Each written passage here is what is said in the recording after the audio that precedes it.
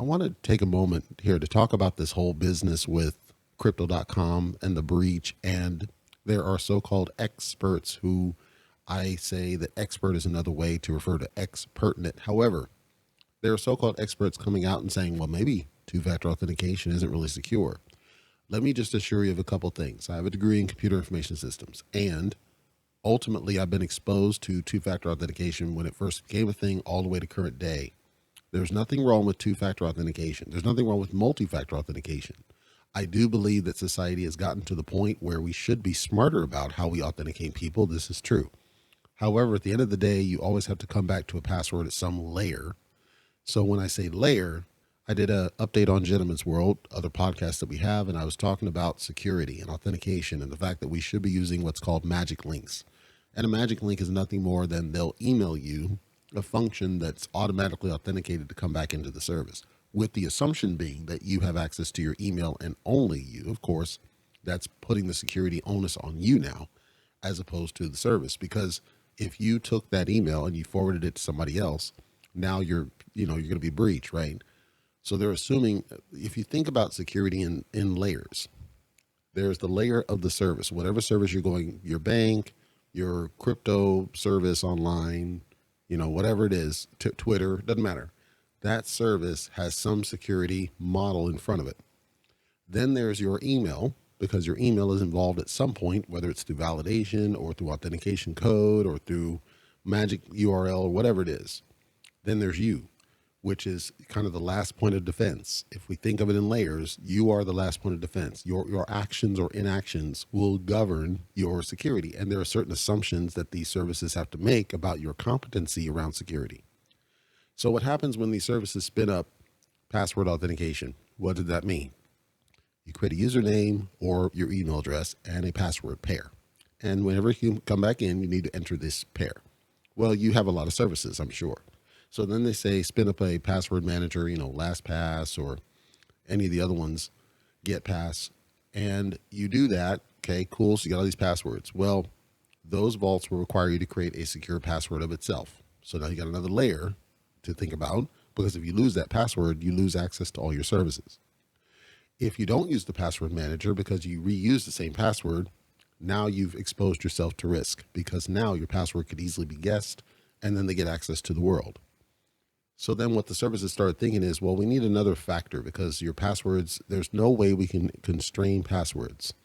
So they started implementing complexity requirements. You got to have these special characters, got to be this length, but there's no standard. There are best practices, should be minimum of 8, ideally minimum of 12, should have a complex set of special characters. There's all these best practices that came out as recommendations.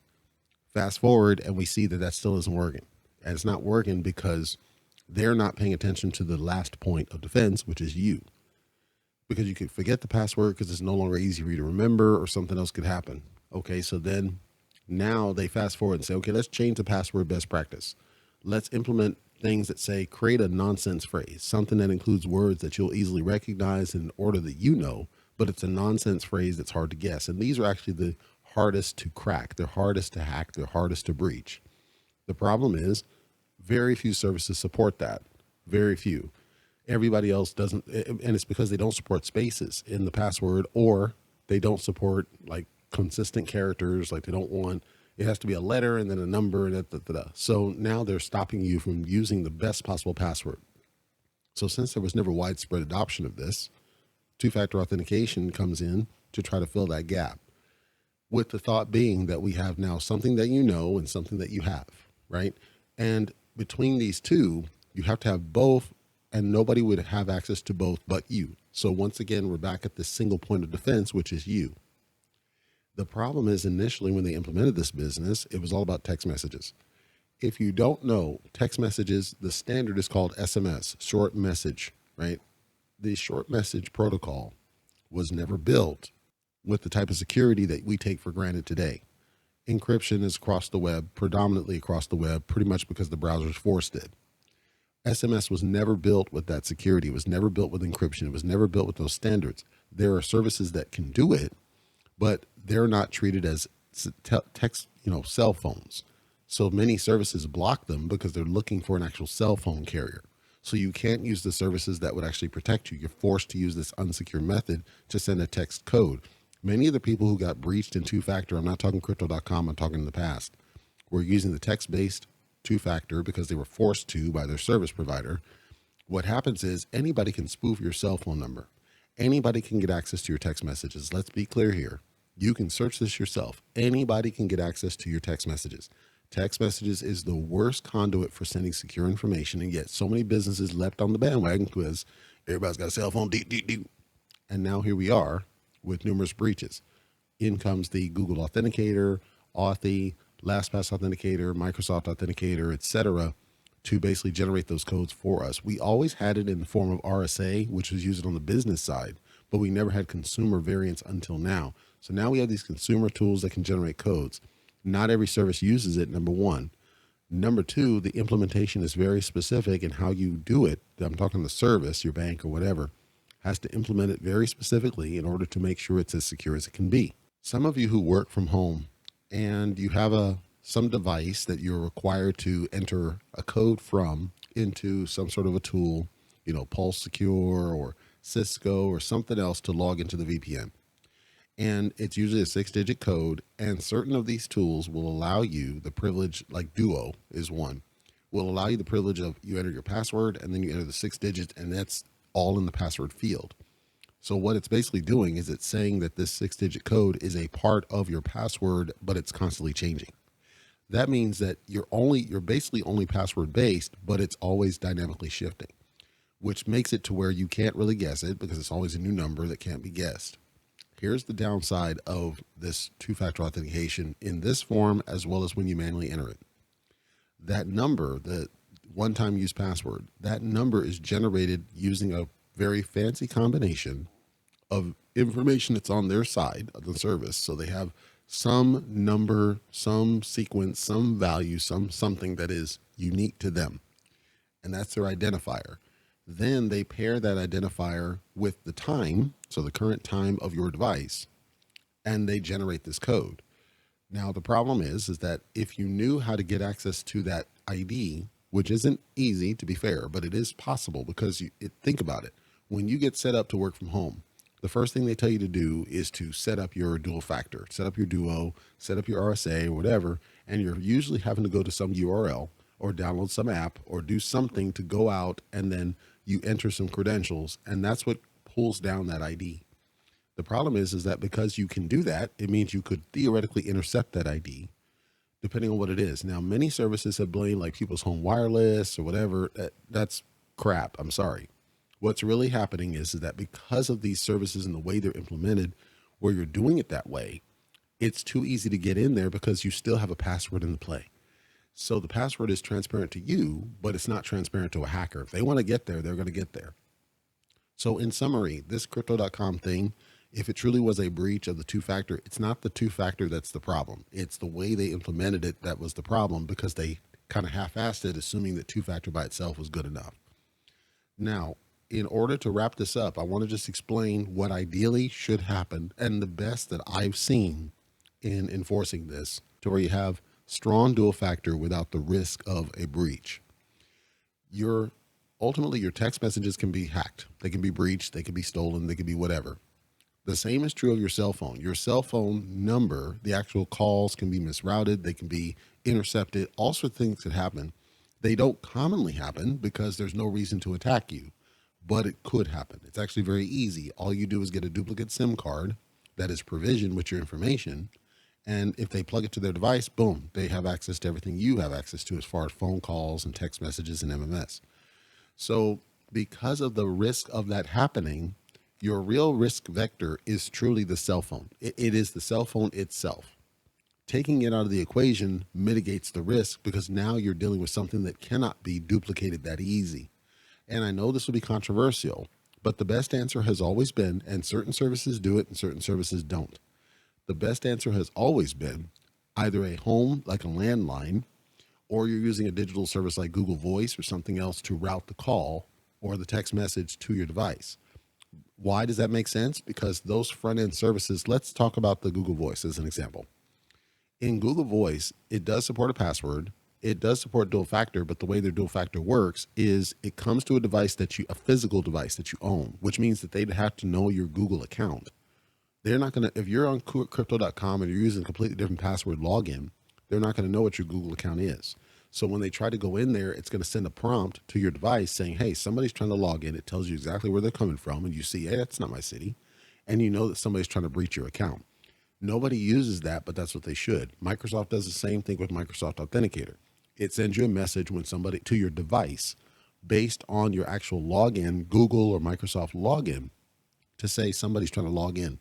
It doesn't care if it's a cell phone, tablet, doesn't care about your cell phone number, doesn't care about your email address. It cares about you are logged into a certain device. That's 10 times harder for a baddie to do, is to get into your Google account or your Microsoft account because of all the layers they put in place to protect you. In summary, that's a lot of technical to simply say, if you've never used, I'm sure a lot of you use Gmail because I see the subscriptions come in. In Gmail, you know that it sends you a prompt when you log into Google. If you've enabled it, it'll send you a prompt to your Android device if you have it. And I think they started rolling this out to iOS, but I know for a fact on Android, when you log into your Android device, it'll send you a prompt. And anytime somebody tries to log in, and every time you add your Google account to another device, it'll send you another prompt to all your devices so that you know somebody's trying to get into your account. But also, it's harder for them to get in because they can't get past that prompt. There's no code they can hack. There's no password they can breach. There's nothing they can deal with. So that's number one, is if they're able to implement that type of integration, which they could, it's Microsoft offers it to businesses that want to do it. Many don't do it because of the cost. But if they were able to do that, that would be way more secure than the code base that we're forced to do from all these services. Number two, and I've only seen a couple do this. I've seen Cisco do it. I've seen Google offers it as well if you want to do it there. And then my phone provider, one of my phone providers does it. The way this works is beautiful because it doesn't even care if you have a physical device or not. You hit the deal, go ahead and log in, and it calls you. And after it calls you, it says if you were expecting to get this call, press this. If you were not expecting to get it, press this, and then we'll know that somebody's trying to breach your account. You don't have to enter any passwords. You don't have to acknowledge anything. You're just pressing one button saying, yes, that's who it is. But because it's a call, you can get it to your landline. You can get it to your Google Voice. You can get it to your tablet, phone, anything. It doesn't matter. You just need to be able to receive that phone call to acknowledge that it's truly you. They're not going to know your phone number, and it's going to be hard for them to find it because if they can't find your name, they can't use white pages, and not everybody's phone number is in the white pages. So it's much more secure, again, than entering codes and all that other stuff. And it's not tethered to your device, which your device, as I said, could be breached, could be used to trace you back. Now, when we talk about the SIM card part, the rise of cell phones and the heavy reliance on cell phones has created more security issues than they've solved. This is irrefutable. You, as the person who has the account, they're increasingly putting the onus on you because they're assuming a lot about you.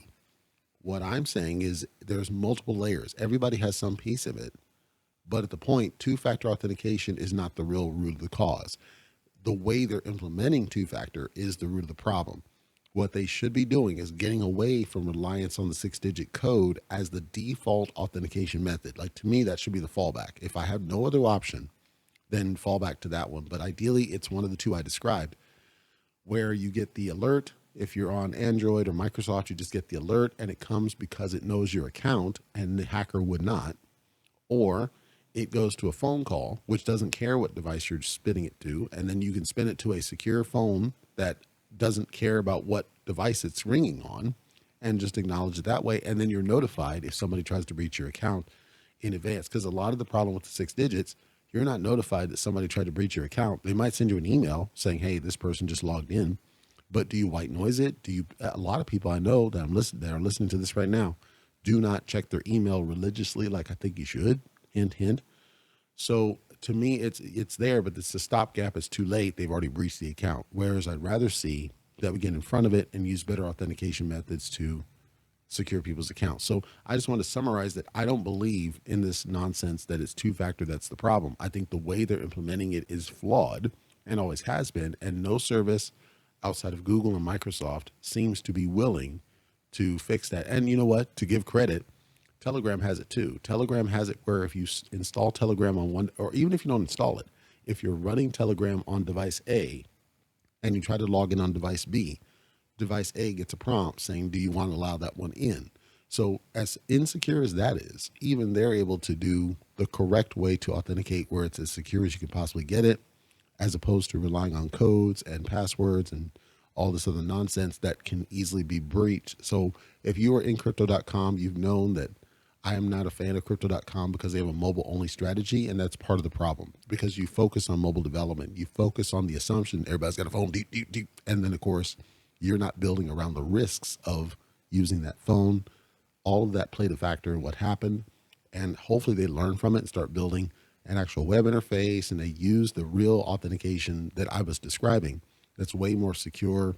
I think we're years away from them adopting that, in my personal opinion.